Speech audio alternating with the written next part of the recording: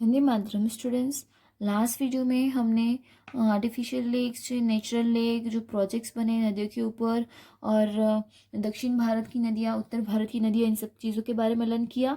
अभी हम लर्न करेंगे information about Narmada project. Narmada project जो कि नर्मदा नदी पे बना हुआ है उसके बारे में। The Narmada project is the biggest multipurpose project of India. Narmada जो है वो गुजरात का सबसे बड़ा प्रोजेक्ट है। यहाँ पे Narmada project is the biggest multipurpose project of Gujarat in term of capacity. The main canal of Narmada project is the biggest in the world. The length of the entire canal network is approximately 66,000 kilometres. अभी ये जो canal है Narmada project, इसकी capacity बहुत ज़्यादा है और उसकी लेंथ जो है वो 66,000 तक की है। यानी कि ये जो नहर, जो ये जो कैनाल है वो 66,000 तक उसको फैलाया गया है, उसको पहुंचाया गया है। 8,215 villages and 135 cities of Gujarat are provided drinking water throughout the Narmada project. 8,200 villages को और 135 सिटीज़ को गुजरात का ये जो प्रोजेक्ट है वो पानी पहुंचाता है। 14 डिस्ट्रिक्ट, 75 तालुकास एंड 336 विलेजेस को गुजरात के इतने विलेजेस है जिसको इरिगेशन फैसिलिटीज़ मिलती है नर्मदा प्रोजेक्ट की वजह से, जिसको सिंचाई की जो फैसिलिटीज़ है वो पहुंचाई जाती है। अब हम लर्न करेंगे मिनरल रिसोर्सेज। मिनरल रिसोर्सेज यानी कि खनिज संसाधन।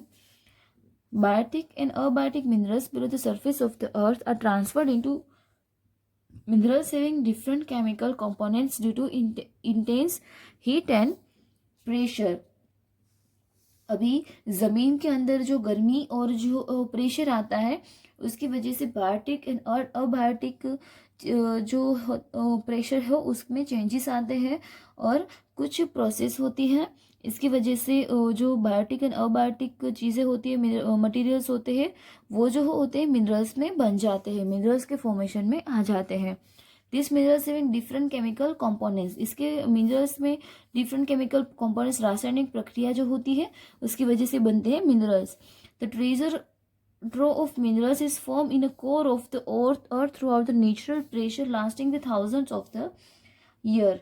पृथ्वी के जो अंदर का क्षेत्र होता है, आंतरिक क्षेत्र, उसमें जो सारी प्रोसेस होती है ना उसकी वजह से मिनरल्स बनते हैं।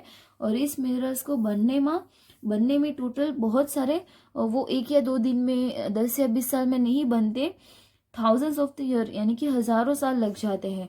Minerals below the ore does not found in the pure forms. वो प्योर फॉर्म में नहीं मिलते हैं, उसको रिफाइन किया जाता है। There are many impurities present due to which they are called ores यानी कि अयस्क। जो टोटल मिनरल्स नहीं मिलते हैं, उसके पार्ट्स मिलते हैं, उसको हम बोलते हैं अयस्क। उसको फिर बाद में हम क्लीन करते हैं और बनते हैं हमारे मिनरल्स। आयरन और आयरन का अयस्क, लोह अयस्क जिसको बोला जाता है। Only after the refining of the ore we get minerals and their pure form. These minerals form the foundation of the economic might and prosperity of a country. अभी ये जो मिनरल्स है ना वो हमारे राष्ट्रीय अर्थतंत्र की करोड़रज्जु है। करोड़रज्जु यानी कि जैसे हमारी बॉडी में जो बैक पार्ट होता है वहाँ पे होती है हमारी करोड़रज्जु। जो इकोनॉमिक सिचुएशन के लिए भी हमारे मिनरल्स से वो जवाबदार होते हैं, क्योंकि जितने मिनरल्स जो एरिया में ज़्यादा होते हैं उतनी उसकी इकोनॉमी स्ट्रॉन्ग होती है, क्योंकि मिनरल्स ज़्यादा मतलब बिजनेस ज़्यादा, फैक्ट्रीज ज़्यादा, टर्नओवर ज़्यादा, एक्सपोर्ट ज़्यादा। एक्सपोर्ट करने से हमें बेनिफिट्स होते हैं और इससे हमारी इकोनॉमी बहुत ही स्ट्रॉन्ग होती है। अभी है टाइप्स ऑफ मिनरल्स। मिनरल्स के टोटल 3 टाइप्स है, metallic minerals, non metallic and power generating minerals. अभी कुछ मेटालिक्स मिनरल जिसको हम धातु बोलते हैं वो है raw iron, copper, gold, zinc, tin, nickel, mercury and platinum. और नॉन मेटालिक में diamond, ruby, limestone, china clay, dolomite, bauxite, fluorspar, gypsum, अकीक, calcite, silica, graphite, potash and phosphate. And जो पावर जनरेशन में संचालन के लिए जो शक्ति देते हैं वो मिनरल से coal, natural gas, mineral oil, uranium, thorium and radium. यहाँ पे हम देखेंगे places where minerals are available. कौन कौन से एरिया में कौन कौन से मिनरल्स अवेलेबल है वो। तो पहला तो है कोल, जो हमें मिलता है झारखंड, छत्तीसगढ़, आंध्र प्रदेश, गोवा, उड़ीसा, तमिलनाडु, कर्नाटक, बिहार, मध्य प्रदेश, इन महाराष्ट्र और गुजरात में।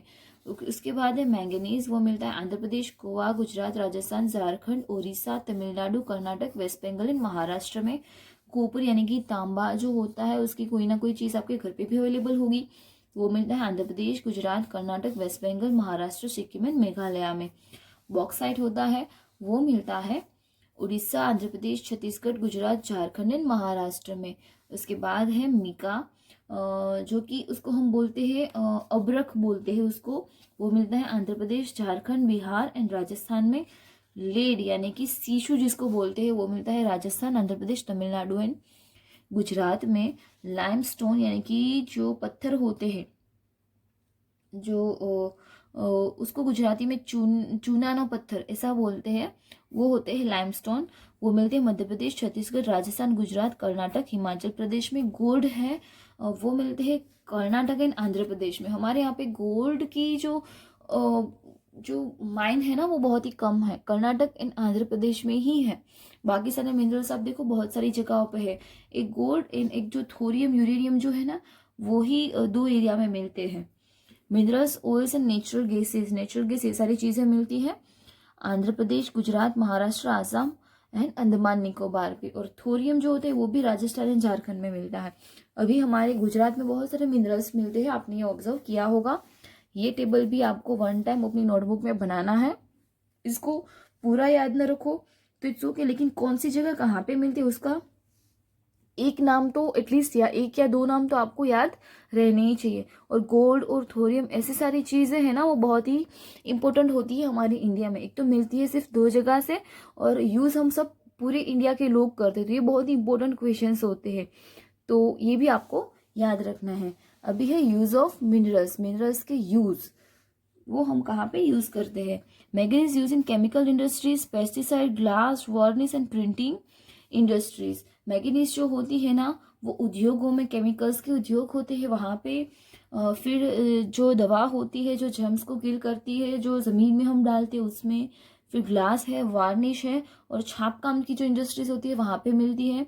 Copper is use in electronic wires, materials, colour glass, coins and printing industries.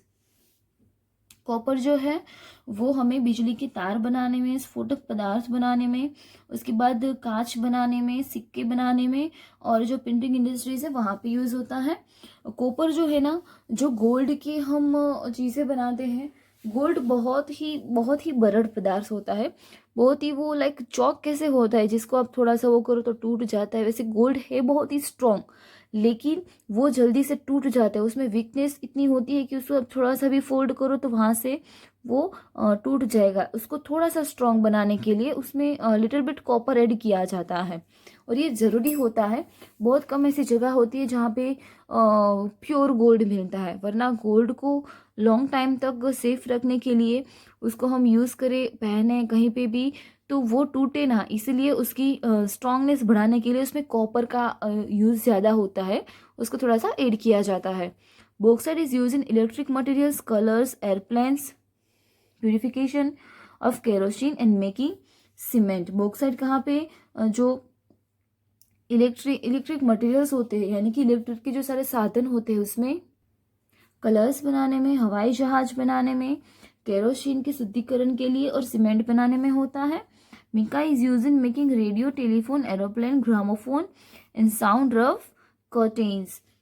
जो अब्रक है उसका use radio, telephone, planes, gramophone और साउंड प्रूफ कर्टेन्स, यानी कि जो पर्दे होते हैं, हम थिएटर में मूवी देखने जाते हैं, वहाँ पे अंदर कितनी आवाज़ आती है, लेकिन उसकी आवाज़ हमें, हम थिएटर के बाहर होते हैं ना, वहाँ तक हमें महसूस नहीं होता कि यहाँ पे इतनी आवाज़ आती होगी।